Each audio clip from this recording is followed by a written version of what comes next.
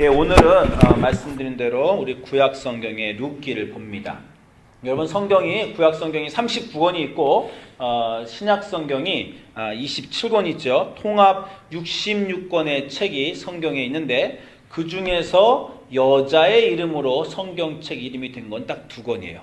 그게 룻기와 에스더입니다. 여러분 보시면 아시겠지만 이 룻기와 에스더 딱 두 권인데 에스더는 이스라엘 여자고 또 이스라엘 여자로 페르시아의 여왕으로 관택돼서 놀라운 사회적인 지위가 있었던 여자인데 그에 비해 룻은 이스라엘 사람들이 아주 싫어했던 모압 사람, 이방 여인이죠. 모압 사람이고 그 인생의 별 중요함도 그렇게 없습니다. 그런데도 불구하고 말씀드린 대로 구약 성경이 성경 전체 66권 중에 딱 두 권 여자의 이름으로 된 책 중에 자기 이름으로 된 책을 가지고 있습니다. 우리 모세오경 우리가 처음에 다 보았고 이제 역사서를 시작해서 여호수아 사사기 다음에 8번째 책인 룻기고요. 룻기가 사사기 다음에 있는 이유는 룻기 시작할 때 사사들이 다스리던 시대에 있던 일이다라고 말이 시작됩니다. 그리고 특별히 사무엘상하고과 룻기가 바로 사무엘상 전에 있는 것은 사무엘상 하에 있는 메인 캐릭터가 주인공이 다윗인데 그 다윗의 증조모가 또 룻이기 때문에 이 룻이 사사기와 사무엘서 중간에 있는 것이에요. 또 아시는지 모르겠지만 이 룻이 결국 결혼한 남자가 보아스 아닙니까? 이 보아스는 여호수아서에 나오는 그 여리고성의 기생 라합의 아들입니다. 그래서 여러분이 그 마태복음 1장 5절부터 6절에 예수님 족보를 보시면 살모는 라합에게서 이 라합이 기생 라합입니다. 여리고성 라합에게서 보아스를 낳고 보아스는 룻에게서 오벳을 낳고 오벳은 이새를 낳고 이새는 다윗왕을 낳으니라 다윗왕은 우라이의 아내에서 솔로몬을 낳으니라. 이 예수님 족보 전체에서 여자 이름이 4개 나오는데 다말까지 포함해서 4명인데 이 5절하고 6절이 3명 이름이 다 나옵니다. 라합과 룻과 우리아의 아내 밧세바의 이름 다 나오죠. 근데 이 룻이 딱 그 가운데 끼어서 연결을 해줍니다. 그 라합의 아들인 보아스와 결혼해서 결국 다윗의 증조모가 되는 놀라운 일이 있어요. 그래서 이 룻을 오늘 저희가 다시 공부합니다. 1년 전에 저희가 사실 이 룻을 공부했어요. 근데 이번 이제 성경 읽어가는 순서에 룻이 들어가 있으니까 다시 보는데 스토리는 여러분이 다 아시죠? 4장밖에 안 되는 짧은 권입니다. 그래서 나옴이라는 여자가 남편과 아들 둘을 데리고 기근이 나서 모압 이스라엘에서 베들레헴에서 모압 땅으로 이사를 갑니다. 이사를 가서 2주를 했는데 거기서 아들 둘이 결혼을 해서 2명의 며느리를 보게 되는데 그 며느리가 오르바와 룻이죠. 그런데 결혼은 잘했는데 남편이 죽고 아들 둘 다 죽었어요. 그래서 이 어머니가 슬퍼서 이제 인생에 희망도 없고 하니까 자기 백성으로 돌아가려고 할 때 2명의 며느리 보고 너희들은 이제 돌아가라. 희망이 없다. 그렇게 말했는데 한 명의 며느리 오르바는 그래서 돌아가고 룻은 어머니를 따라서 이스라엘 땅으로 돌아오는 얘기입니다.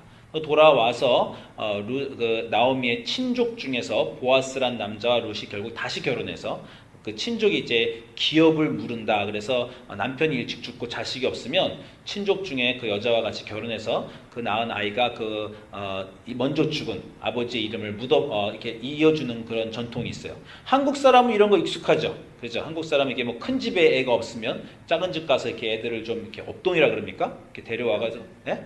양자로 이렇게 데려와서 그 큰 집의 이름을 이어가잖아요. 그런 비슷한 풍습이 이스라엘에 있었는데 결국 룻이 보아스와 잘 되어서 이제 결국은 해피엔딩으로 보아스로부터 자식을 낳고 그래서 이제 다윗의 증조모가 된다. 이런 내용이에요. 자, 이런 내용인데 이런 내용은 말씀드렸지만 처음에는 굉장히 비극으로 시작합니다. 남편과 아들 둘을 잃은 비극인 여자인 나오미에게로 시작해요. 아니 남편과 2 아들이 잃었어요. 어떻게 이것보다 더 비극적입니까? 그죠? 그래서 이 나오미가 1장 20절 보면 자기 이름을 쓰다 그렇게 부르라고 해요. 돌아와서 사람들한테 나를 나오미라고 부르지 말고 나를 마라라고 불러라. 여러분 구약 성경에 그 쓴물이 있을 때 쓴물을 그 모세가 나올 때 마라라는 곳이 있죠. 그 마라가 히브리어로 쓰다 그런 뜻입니다. 여러분 살면서 내 인생 진짜 쓰다. so bitter. 그렇게 느껴보신 적 있어요? 이 여자는 자기 인생을 저주하는 겁니다. 내 인생은 너무 쓰다. 그래서 이름조차 바꾸고 싶다. 나를 그냥 쓴 여자로 불러다오. 이렇게 하고 마라라고 이렇게 부르는 그런 이름이 있은 그런 나오미의 인생입니다. 이런 나오미의 인생을 우리가 지금 보려고 하는데 중요한 것이 하나 있습니다. 이 나오미는 인생이 참 써요. 인생이 참 써서 자기 이름을 마라라고 바꿀 만큼 그렇게 되는데, 그런데 하나님을 이 여자가 잃어버리지 않습니다. 물론 하나님은 원망합니다. 하나님 원망해서 뭐라고 말하니까, 딸들아 그렇지 않다. 여호와의 손이 나를 치셨다. 고통이 하나님께 온다고 하나님은 지금 원망은 합니다. 여호와의 손이 나를 치셨으므로 나는 가슴이 아프다. 내가 풍족하게 나갔다가 여호와께서 내게 비어 돌아오게 하셨느니라. 여호와께서 나를 징벌하셨고 전능자가 나를 괴롭게 하시느니라. 그래서 하나님에게 원망이 있어요. 그 인생에 원망이 어떻게 없을 수가 있겠습니까? 우리가 방금 기도도 했지만 우리 주중에 그 한국말 모임 모여서 우리가 정민수 전도님이 친구분 가정을 나누면서 우리 정말 소리만 들어도 놀랍잖아요. 어떻게 당황하고, 아이고 인생에 그런 일이 있으면 어떻게 하나님과 화해할까? 제가 제일 먼저 마음속에 든 생각이에요. 그 아버지 얘기를 들으면서, 아들이 어떻게 죽었는지 제가 들으면서 하나님과 도대체 화해를 어떻게 할 수 있을까? 그 생각이 제가 듭니다. 여러분, 나오미의 인생을 생각해 보세요. 남편이 죽었어요. 얼마나 큰 인생의 아픔입니까? 그렇게 인생의 큰 아픔을 당한 사람이 많지 않아요. 그런데 남편이 죽은 여자가 아들도 죽었습니다. 이거는 정말 드문 경우예요. 여러분 주변에 그런 사람 있어요? 남편이 이러는데 아들마저 잃어버렸어요. 온 주변 사람들이 다 아이고 이걸 어떡하다 인생이 그렇게 됐었고 다 걱정하는 거 아닙니까? 그런데 한 명인 아들도 또 잃었어요. 주변에 그런 사람 보셨어요? 그런 얘기 들어보셨어요? 남편과 아들 둘인데 다 잃었어요. 얼마나 슬픕니까? 도대체 그 인생을 어디서 위로받을 수 있단 말입니까? 그래서 나오미가 하는 말이야. 전능자가 나를 치셨다. 하나님에 대한 깊은 원망과 화해되지 않는 마음이 있습니다. 없을 수가 없어요. 제가 인간이라도 그렇게 쉽게 하나님께 그냥 감사할 수 없을 것 같습니다. 그런데 중요한 건 뭐냐면 하나님을 잃어버리지 않아요. 하나님을 원망할지언정 하나님이 없다. 내가 하나님과 이제 끝이다 라고 하지 않습니다. 하나님이 나를 치셨다고 이렇게 원망하지만 이 다음 순간에 보면 두 며느리에게 너희가 어머니 집으로 돌아가라. 너희가 죽은 자들과 나를 선대한 것 같이 여호와께서 너희를 선대하시기를 원하며, 다른 사람을 축복할 때 여전히 하나님 이름으로 그들을 축복합니다. 또 자기 며느리에게 2장 20절, 1장 8절에도 그러고 2장 20절에도 며느리에게 그가 이 보아스에 대해서 말할 때 보아스가 여호와로부터 축복받기를 원하노라. 그가 살아있는 자와 죽은 자에게 은혜 베푸기를 그치지 아니한다. 하나님의 축복을 줄 때 여전히 하나님의 이름으로 축복을 줍니다. 하나님이 이 세상의 주인이시며 하나님이 이 세상을 다스리신다는 것에 대한 믿음을 잃어버린 적이 없어요. 나오미는 여전히 화는 납니다. 분노도 있어요. 원망이 가득하죠. 화해도 안 됩니다. 우리 인생이 하나님과 그럴 수 있어요. 그러나 나오미는 하나님을 잃어버리지는 않습니다. 원망을 할지언정 붙들고 있는 거예요. 우리가 부모와 자식 관계가 어떤 일이 있어서 크게 갈라질 수도 있죠. 서로 원망하고 미워할 수도 있습니다. 그러나 서로를 부정하는 것이 아닙니다.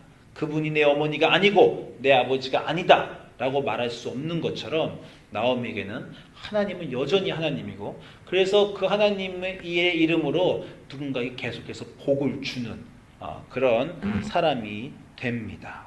이 나오미가 이런 사람이기 때문에 결과는 뭡니까? 우리 결론만 보면 나오미의 인생을 통해서 사람들이 전부 다 하나님을 축복해요. 한번 룻기 4장 11절부터 14절을 가보십시오. 결론 부분입니다.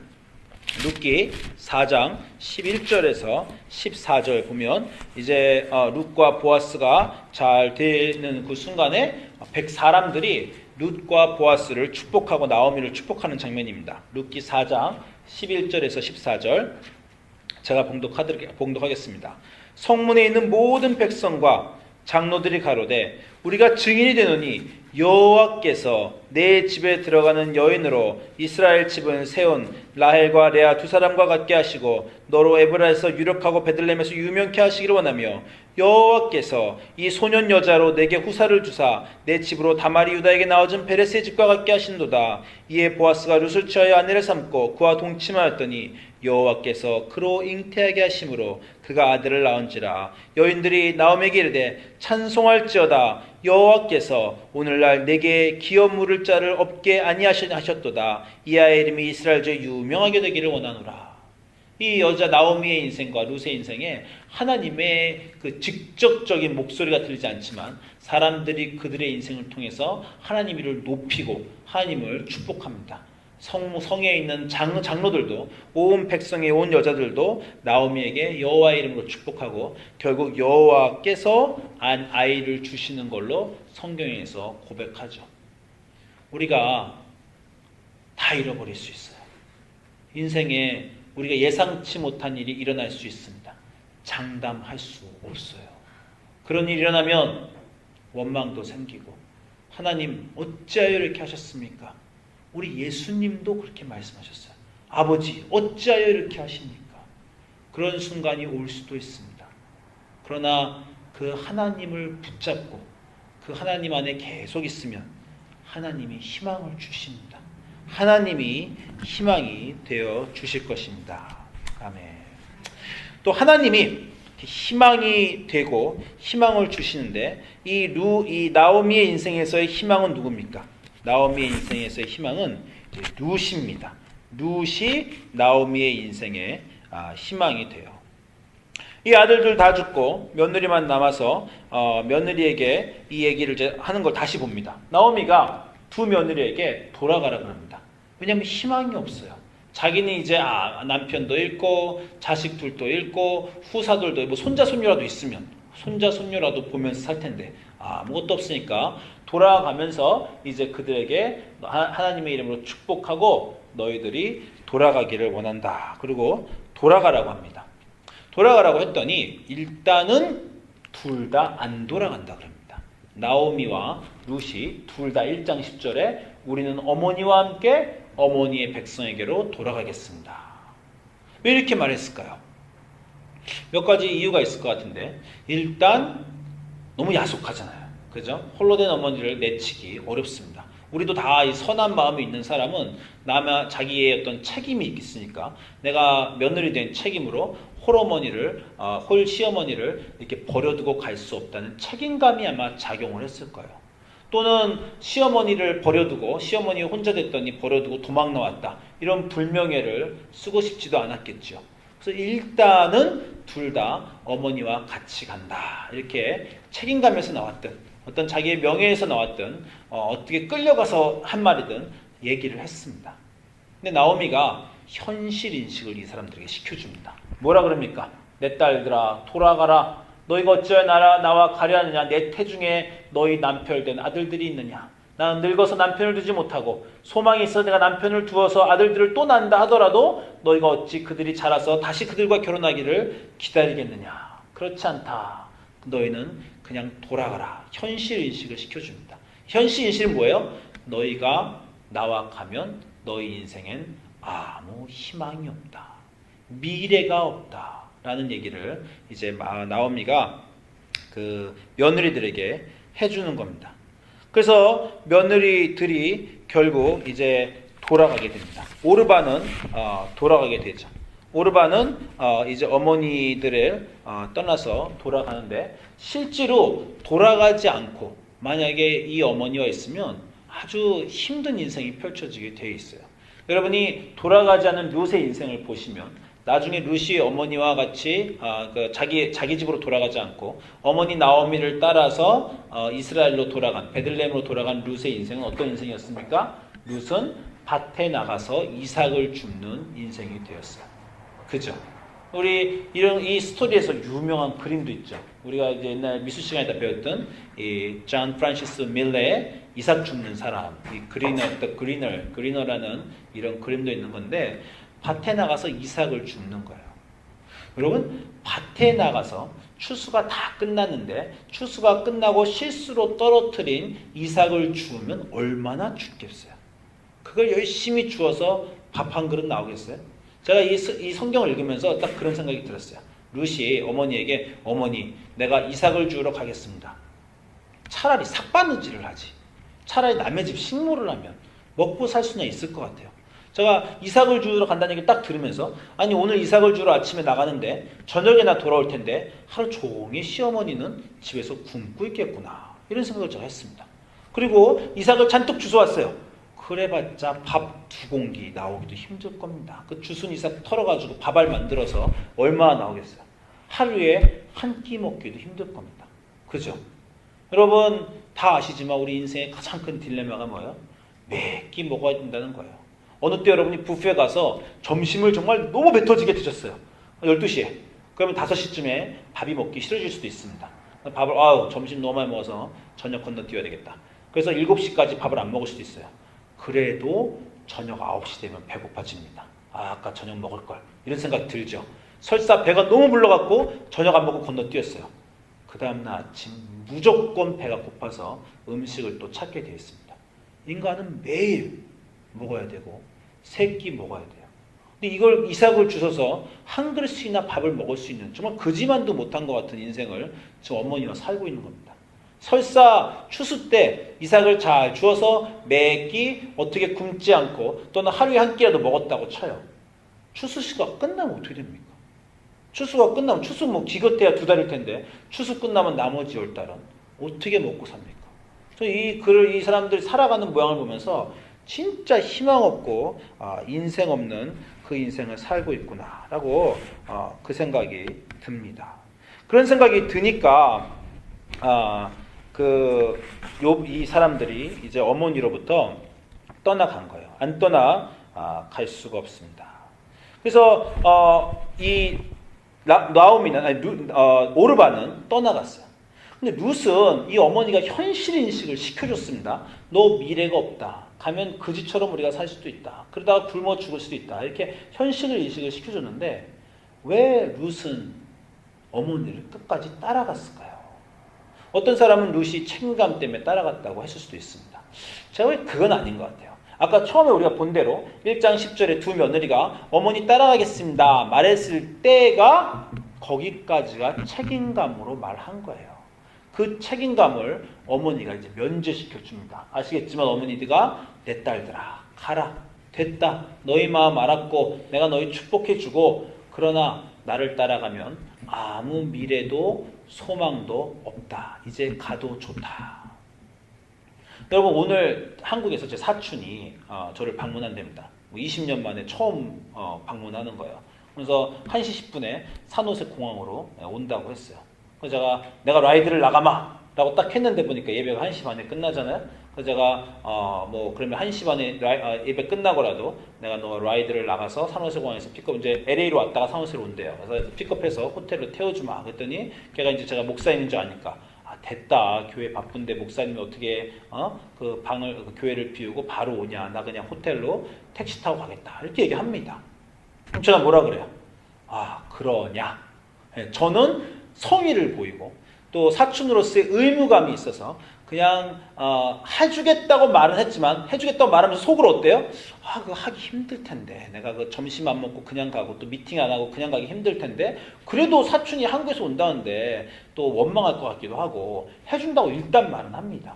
근데 그 친구가 됐다 나중에 저녁에나 와서 나하고 만나자 이렇게 말하니까 이렇게 말하면 뭐하지만 속으로 쾌재를 부르는 거죠. 아이고 그럼 그래 그렇게 하자. 어떻게 내가 점심시간에 바로 끝나고 교인들 두르고 나가겠냐 이런 생각을 하는 겁니다. 우리가 어떤 일을 책임감으로 말하고 우리가 좀 찜찔하지만 하기 힘들지만 내가 그럼 공항까지 라이드 해줄게 뭐 이럴 수도 있어요. 근데 그 사람이 됐습니다. 저 뭐 택시 타고 가면 돼요. 우버 타고 가면 돼요. 대중교통 타고 가면 돼요. 이러면 우리가 그러세요. 내가 해줄 수 있는데 여기까지 이렇게 갔다가 그냥 이제 물러나는 게 또 사람 마음이죠. 오르바는 그렇게 했어요.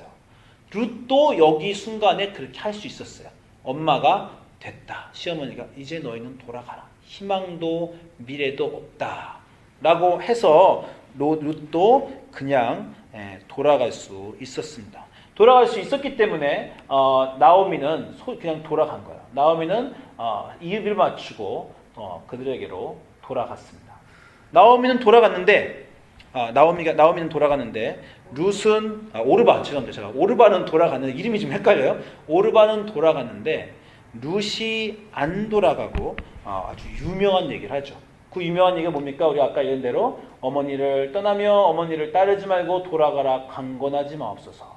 어머니께서 가시는 곳에 나도 가고 어머니께서 머무르시는 곳에 나도 머물겠나이다. 어머니의 백성이 나의 백성이 되고 어머니의 하나님이 나의 하나님이 되며 어머니께서 죽으시는 곳에 나도 죽어 거기 묻힐 것이라. 만일 내가 죽는 일 위에 어머니를 떠나면 여호와께서 내게 벌을 내리시고 더 내리시기를 원하나이다. 이렇게 말했습니다. 오르바는 갔는데 룻이 안 간 이유는 뭘까요? 말씀드렸지만 책임감이 아닙니다. 책임감은 첫 번째 안 간다고 말했을 때 다 했어요. 이제 면제할 수 있는 변명의 거리도 어머니가 다 줬는데 룻은 끝내 안 갔습니다. 왜 그랬을까요? 그것은 룻이 시어머니를 자기 가족으로 생각했기 때문이에요. 오르바도 자기 시어머니를 가족이라고 생각했습니다. 임시 가족이었어요. 그러나 시어머니가 오르바 보고 네 집으로 돌아가라. 그러니까 어떻게 됐어요? 오르바는 자기 어머니 집으로 돌아갔어요. 네 어머니 집으로 돌아가라. 네 백성과 네 신에게로 돌아가라 했더니 오르바는 내 가족은 내 어머니 집은 이제 내가 태어난 그곳이다 라고 돌아간 겁니다. 룻은 그렇게 결정을 안 했죠. 룻의 차이는 뭐예요? 룻은 이 시어머니가 내 어머니고 내 가족이다 라고 결정을 해버린 거예요. 여러분, 미래가 없고 희망이 없는 곳이지만 우리가 갈 수 있는 힘이 있다면 왜 그렇습니까? 가족이 있기 때문에 그런 겁니다. 내 아들과 딸이 있고 내 어머니와 자녀가 있으면 거기는 아무 일이 없어도 거기에 희망이 있는 이유는 가족 때문에 있는 거예요. 희망보다 중요한 것이 가족입니다. 여러분, 만약에 이 지구가 막 멸망하려고 그래요. 그 사람들이 비행선을 딱 갖다 놓고 화성으로 이주하겠습니다. 근데 화성으로 이주하려고 그러는데 화성에 가서 죽을지 살지 전혀 알 수가 없어요. 여러분, 용기 내어서 화성으로 가시겠어요? 잘 갈 생각이 안 들 겁니다. 근데 내 딸이 화성으로 이주를 한대요. 그럼 어떻게 돼요? 같이 가는 겁니다. 거기에 아무 희망이 없고 아무것도 알지 못하고 미래가 없다 하더라도 내 가족이 가면 그래서 가는 거예요. 가족이 있는 곳이 내가 있고 싶은 것입니다. 처음에 오르바와 룻이 말할 때는 의무감으로 말했어요. 의무감과 가족에 대한 책임은 다릅니다. 가족에 대한 책임과 의무감이 다른 가장 큰 건 뭐예요? 의무감은 하기 싫지만 해야 돼서 억지로 하는 게 의무감이에요. 가족에 대한 책임은 내 마음속에서 내가 원하는 겁니다. 가족에게는 해주고 싶어요. 엄마 자녀가 먼 데 갔다가 공항에 나옵니다. 엄마 나오지 마. 나 그냥 차 타고 올래. 여러분, 안 나오고 싶어요? 정말 애는 나오지 말라고 손살을 쳐도 여러분이 나 꼭 나가서 공항에서 노는 것 좀 봤으면 싶다. 왜 그러는 거예요? 의무감입니까? 가족의 책임이고 그게 기쁨이기 때문에 그것을 하려고 하는 것입니다. 룻은 시어머니를 가족으로 여겼어요. 자기가 태어나서 자기를 길러준 집보다 이 자기가 결혼해서 자기 남편의 어머니인 이 사람을 더욱더 가족으로 여겼기 때문에 그 룻은 이 어머니를 따라가는 이 책임감이 즐거움입니다. 어머니가 가시는 곳에 내가 안 간다면 어디 다른 곳에 가서 내가 기쁨이 있을 것인가? 내 가족을 떠나서 하나밖에 남지 않은 이 시어머니가 내 가족인데 이 가족을 떠나서 내가 딴 데 가서 딴 남자와 결혼해서 새로운 가족을 만드는 그것이 내 인생의 기쁨이 되겠는가라는 생각에 룻은 어머니를 따라간 겁니다. 룻이 이 나오미를 따라가면 룻이 나오미를 이제부터 테이크해야 됩니다. 그죠? 희망이 없는 나오미의 인생에 희망이 생겼어요. 누군가 자기를 보살펴주게 되었습니다. 근데 그걸로 끝입니까? 또 그걸로 끝이 아니에요. 희망이 없고 목적이 없는 나오미였어요. 왜냐하면 남편과 아들들이 죽었거든요. 근데 룻이 자기를 따라가겠다고 말한 순간에 나오미에게도 이제 인생의 목적이 생겼습니다. 뭐가 목적이에요? 딸이 생겼으니까 딸한테 잘해주고 싶은 그 마음이 생겼어요. 이제 이야기 전개를 보시면 룻이 나오미를 보살피는 게 아니라 나오미가 룻을 보살핍니다. 결국 이 3장 가면 이렇게 얘기를 해요. 룻이 시어머니 나오미에게 이르되 룻의 시어머니 나오미가 룻에게 이르되 내 딸아 내가 너를 위하여 안식할 곳을 구하여 너를 복되게 해야 되지 않겠느냐. 이 나오미가 룻이 이제 혼자 사는데 자기를 그냥 나가서 이상만 준데 안쓰러우니까 내가 너를 위해 신랑감을 찾겠다. 그래갖고 이제 어머니가 머리를 막 씁니다. 어머니가 머리를 쓰고 계획해서 룻을 설득해서 룻을 보아스에게 시집을 보내요. 나오미 인생에 소망과 목적이 생겼어요. 생긴 이유는 가족이 생겼기 때문입니다. 가족이 있으면 우리에게는 목적과 소망이 있어요. 사람들이 자기 인생을 생각할 때 남들이 자기에게 잘해주고 자기를 보살펴 주기를 원합니다. 그거는 그냥 우리가 어렸을 때 얘기예요. 인생의 기쁨과 목적은 어디서 옵니까? 우리가 누구를 보살펴주고 누구를 키워줄 때 우리 삶이 참으로 의미 있고 목적이 생기는 거예요. 여러분 어린애들도 동물 키우는 거 좋아하죠. 왜 그래요? 자기가 누구를 키우고 먹이를 주고 보살펴주는 게 자기가 너무 뿌듯하기 때문에 그런 겁니다. 우리 인생에 남에게 도움을 받는 게 아니라 남을 보살펴주고 그 사람을 위해서 나를 희생하고 그 사람을 위해서 내가 내 인생을 다 바칠 때 그럴 때 사실 인생에 의미가 있는 겁니다. 우리 주중에 제가 자스민 자매님하고 얘기를 할 일이 있었어요. 자스민 자매님 얘기를 하는데 자스민 자매님 어려운 것도 있고 힘든 것도 있는데 제 마음속에 이런 생각이 들어요. 누가 자스민 자매님이 못한다 그러면 제가 그 사람이 밉습니다. 누가 자스민 자매님이 잘한다 그러면 제가 그 사람이 예뻐요. 왜 그래요? 어느 순간에 자스민 자매님이 제 교회에 와서 제 가족이라고 느껴지기 때문입니다. 여러분 우리 여름에 그 수련회를 왔을 때 게스트 스피커로 온 우리 종하단 목사님이 이런 얘기를 하는 거예요. 내가 어느 사람을 만났는데 그 사람이 만약 나한테 종하단 목사님 난 종하단 목사님 너무 좋아요. 종하단 목사님 참 좋습니다. 근데 종하단 목사님 아들은 전 별로 안 좋아요.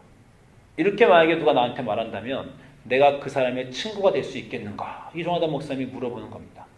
어떤 사람이 하나님 난 하나님은 너무 좋아요. 하나님 섬기고 싶어요. 근데 교회는 별로 안 좋아요. 거기 있는 사람들은 다 이상해요.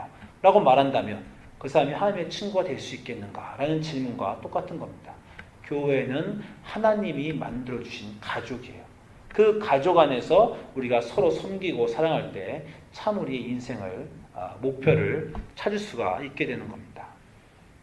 저 이번에 중앙아시아 선교를 갔죠. 제가 누구 한 명을 소개시켜 드리겠습니다. 이 패스터 컬티스라는 분이에요. 샌디에고에서 오신 분인데 컬티스라는 이 백인 목사님인데 15년 전에 하나님을 짙게 영접하고 나이 50세 때 하나님을 영접하고 자기 재산을 다 팔아서 홈리스 센터를 만들었어요. 그때부터 홈리스 센터의 이 센터장으로 인생을 살기 시작했습니다. 자기가 있는 걸 다 팔아서 홈리스 센터를 만들고 홈리스를 봉양하고 15년 동안 살았어요. 나이 65세가 됐습니다. 최근에 이 중앙아시아로 이분이 선교를 왔는데 선교를 와서 저희가 이제 선교에서 제가 어떤 일인지 얘기 드렸잖아요. 인디안 학생들하고 지내는데 이 여자애가 솜냐라는 여자애인데 이 솜냐라는 여자애가 이 패스터 컬티스한테 한 2년 전인가 3년 전에 딱 오더니 그런 얘기를 했어요. 패스터 컬티스, can you be my grandfather? 이 솜냐는 어렸을 때 할아버지가 돌아가셨습니다. 그래서 할아버지가 없어 늘 할아버지가 그리운데 이 나이 많은 백인 목사님이 오니까 자기 할아버지가 돼줄 수 있는가 이렇게 부탁을 한 거예요. 그때부터 이 패스터 컬티스와 솜냐는 특별한 관계를 맺었습니다. 그래서 매년 이 선교 여행을 올 때 이 특별히 솜냐하고 이 패스터 컬티스가 특별히 친해요. 근데 이제 솜냐가 5학년이 돼가지고 졸업할 때가 됐어요. 졸업할 때가 돼서 이제 인도로 돌아갑니다. 그럼 우리가 중앙아시아로 또 선교를 나가도 이제 솜냐가 없는 거예요. 그러니까 이 패스터 컬티스가 진지하게 고민하기 시작했습니다. 이 솜냐를, 내 손녀를 못 보겠구나. 내가 내년에는 선교여행 가도 못 보겠구나. 이런 생각을 하다가 하나님이 그럼 인도로 선교를 가야 되겠다. 솜냐도 있을 뿐 아니라 또 인도 학생들이 좋으니까 인도로 선교를 가야 되겠다. 이런 마음을 주셨답니다. 그래서 이제 그런 마음을 주셨는데 나이 65세가 됐는데 이 나이에 내가 선교사로 가서 괜히 짐만 되고 뭐 안 좋은 게 아닐까 이렇게 걱정을 하면서 이 저희 선교 여행 중에 기도를 하고 고민을 했대요. 그래서 이제 어느 날 새벽에 밤에 호숫가에 나가서 기도라고 하나님 내 마음에 이런 음성을 주시는데 이게 정말입니까? 아니면 내가 이게 나이 늙음하기 주책으로 착각하는 겁니까? 이렇게 생각을 딱 했어요. 그리고 아침을 먹으러 딱 왔는데 갑자기 어떤 남자애가 또 인디안 남자가 딱 오더니 패스터 컬티스, Can you be my grandfather? 또 이런 얘기를 또 하는 거예요. 3년 전에 쏨냐가 그 얘기를 했는데, 자, 그래서 인도를 가야 되나 고민하고 있는데 남자가 와서 내 할아버지가 또 돼줄 수 있겠는가? 이 사람이 하나님이 응답해 주시는구나. 그렇구나. 쏨냐뿐만 아니라 여기 있는 애들 다, 인도 애들, 내가 그냥 3년 동안 와서 매일 만난 애들이 다 내 손자 손녀들이 될 수 있겠구나. 그래서 지금 제가 연락 받았는데 저하고 룸메이트에서 같은 방을 썼습니다. 이번 8월에 다 접고 자기가 이제 홈리센터 15년 했는데 정착됐대요. 자기가 없어도 홈리센터가 잘 돌아갈 것 같답니다. 그 남은 이제 65세인데 75세, 80세 남은 10년, 15년 하나님을 이렇게 봉사하고 선교사로 인도해 가겠다 결정을 했답니다. 자기 가족이 부인이 한국인이라 지금 한국교회 나오곤 있지만 가족이 여기 있는데 아내도 되게 그 소식을 듣고 기뻐했다고 하고 자기 자녀들 다 컸어요. 이제 새로운 가족을 만들어서 새로운 가족을 찾아 여행을 하기로 한 겁니다. 하나님이 여러분을 부르실 때 가장 소중한 선물은요, 교회로 부르셔서 새로운 가족을 주시는 거예요. 우리가 원래 가족이 있었지만 새로운 가족을 주십니다. 제가 최근에 이 카이저 병원에 갈 일이 있었어요. 병원에 가서 잠깐 앉아 있는데 옆에 잡지가 있더라고요. 이 잡지가 제목이 코스털 리빙이에요. 해변가에서 사는 삶. 근데 이 잡지 그림이 너무 아름다운 거예요. 이거 그림 좀 보세요. 해변가에 맑은 물에 혼자 앉아 있고 경비행기를 타고 어느 섬행가 탁 내려앉아서 해먹에서 아무도 없는 곳에 휴가를 즐기는 우리 인생이 우리가 꿈처럼 생각하는 그런 인생 아닙니까? 제가 그 생각을 했습니다. 선교 여행 한두 번 안 가면 나도 저렇게 해변가에 놀러 갈 수 있다. 이런 생각을 했어요. 근데 여러분 이렇게 가면 즐겁고 인생에 의미가 있을 것 같습니까? 이렇게 갈 수 있는데 그 돈으로 왜 선교를 갑니까? 제가 선교를 가는 마음에 대해 생각해 봤어요. 제가 선교를 가면요, 한국에 있는 어머니에게도 자주 가뵙지 못하고 굉장히 많은 타격이 나름대로 있습니다. 근데 왜 매년, 지금 1년에 2번씩 선교를 가려 할까? 생각을 여러 가지로 했는데 하나님을 섬기기 위해서 가는 건가? 뭐 선교에 열정이 있어 가는 건가? 선교를 또 가게 하는 마음은 무엇인가? 라고 제가 생각하고 또 교인들과 나누다가 한 가지 알게 된 게 있어요. 거기 가족이 생겨서 그렇습니다. 내가 거기 갔는데 거기 아이들을 만나잖아요. 초롱초롱한 눈을 뜨고 삶이 어려운 가운데 힘든 아이들이 있는데 선교를 가서요, 그냥 물건 나눠주고 오는 게 아닙니다. 그냥 한번 집 지어주고 오는 게 아니에요. 한번 가서 BBS 한다고 막 춤추고 오는 게 선교가 아닙니다. 선교를 간다는 건요, 먼 곳에 어디 가서 그 전에 내가 알지 못하는 어떤 하나님의 아들, 딸들과 내가 관계를 맺는 거예요. 그래서 거기를 또 가는 겁니다. 작년에 내가 뭐 오피셜하진 않지만 내가 양자로 받아들인 그 애, 내가 내 마음속에 관계를 맺은 그 애가 한 해 동안 어떻게 자랐는가, 가서 또 격려해주고 또 선물 주고 또 하나님 말씀 나눠주고 또 가서 그 애가 자라는 것, 그 사람들이 어떻게 지내나, 가족을 보고 싶으니까 가족을 보러 가는 게 선교입니다.